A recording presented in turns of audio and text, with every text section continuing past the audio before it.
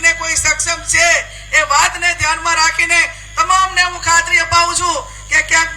બેન દીકરીની સુરક્ષાની વાત આવે ને તો ગેની બેને ભૂતકાળમાં ક્યારેય પીછેહટ કરી નથી અને આવનાર સમયમાં પણ નહીં કરે એની પણ આપ સૌને હું ખાતરી આપું છું। આ ચૂંટણી ભાજપ કોંગ્રેસ કરતા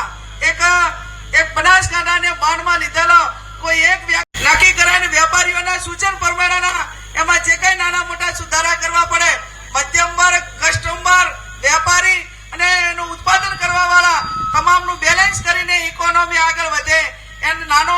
વેપારી છે નાના ધંધા રોજગાર છે એને ધંધા રોજગારમાં ક્યાંક રીતે રાહત મળે અને એની રોજગારી ચાલે એ માટેની વાત પણ અમે કોંગ્રેસ પાર્ટીએ એના ચૂંટણી ઢંઢેરામાં કરી છે। ત્યારે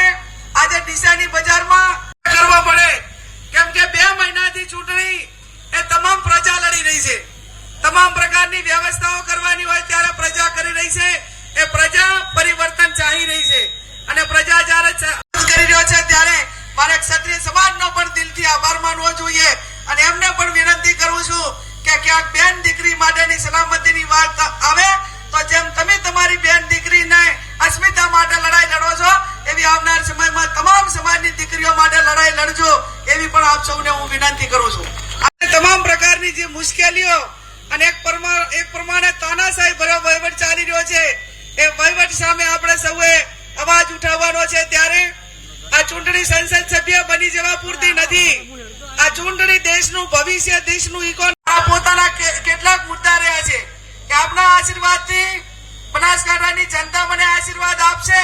તો સૌથી કેન્દ્રમાં ગૌ વંશ અને ગૌ હત્યા ઉપર પ્રતિબંધ આવે એ મારો સૌથી પહેલો મુદ્દો હશે।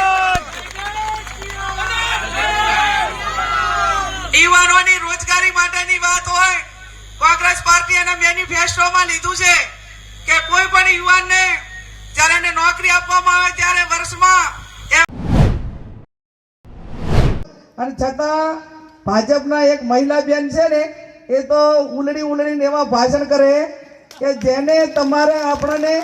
એક ભાભરના ઓલો કહેતા શરમ આવે અને શરમ એટલા માટે આવે કે આ તો ગેની બેને આવડી મોટી સંપત્તિઓ ચાંદી ભેગી કરીને આ ચોથી બધું લાયા આ તો ખોટા બધા ડ્રામા કરે છે તો હું એમને કહેવા માંગુ છું કે ગેની બેનના બાપા અબાસણામાં જ જન્મ્યા હતા અમારું મૂળ સ્થાન અબાહણા છે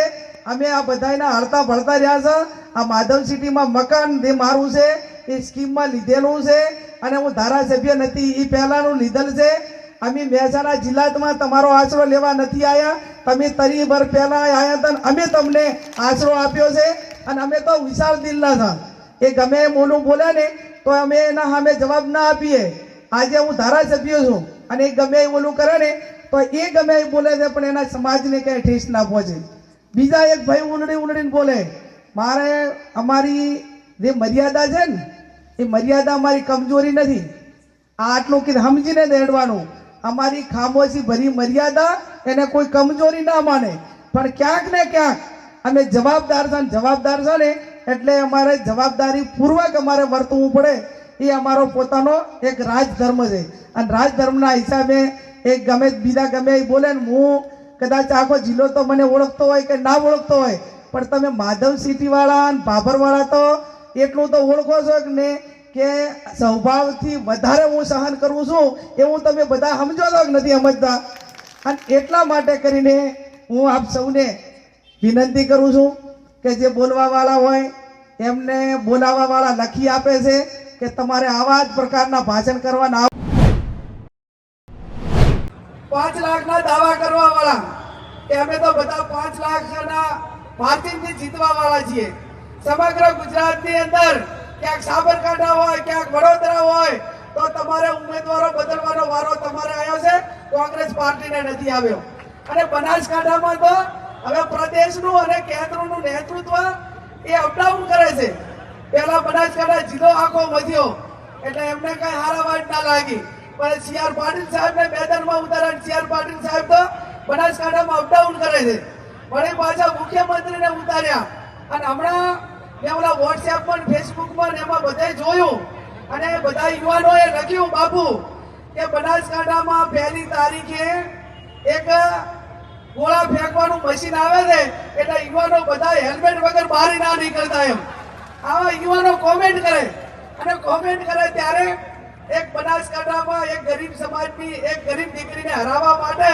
એ દેશના વડાપ્રધાનને આવવું પડે, એનાથી મોટી તાકાત એ બનાસકાંઠા પાટણના કોંગ્રેસના કાર્યકરોની છે.